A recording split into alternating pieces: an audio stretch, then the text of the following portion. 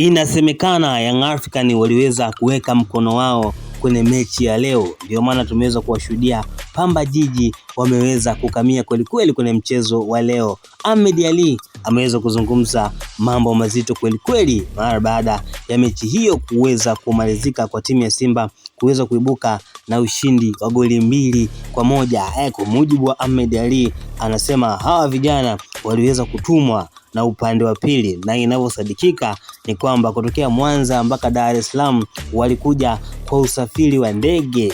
Kama kawaida Pamba Jiji huwa wanatumia basi lao, lakini kwenye mechi hii kwa kuwa ilikuwa ni mechi special na inavyosadikika watani wa jadi wa timu ya Simba Young African walikuwa wana malengo ya kuhakikisha kwamba timu ya Simba inapoteza mchezo huu, ndio maana waliamua kuwakodia ndege ambayo iliwaleta mpaka hapa jijini Dar es Salaam. Hii ni kwa mujibu wa Ahmed Ally, na kwenye ukurasa wake wa Instagram ameweza kuandika kwamba wale wote ambao waliweza kuwatuma Pamba basi wahakikishe wanawapa na ndege ya kuweza kurudi nyumbani kwao Mwanza. Na kwa mchezo ambao waliweza kuonesha Pamba Jiji, of course sio mchezo mzuri kwa sababu walikuwa wanacheza mchezo ambao ulikuwa unahatarisha afya za wachezaji wengine, hususan ni wachezaji wa Simba. Walikuwa wakicheza mchezo mbaya sana, mchezo usio wa kiungwana. Mchezo wa soka siku zote ni wa kiungwana, lakini Pamba Jiji bwana baada ya kuweza kutumwa, kwanza waliweza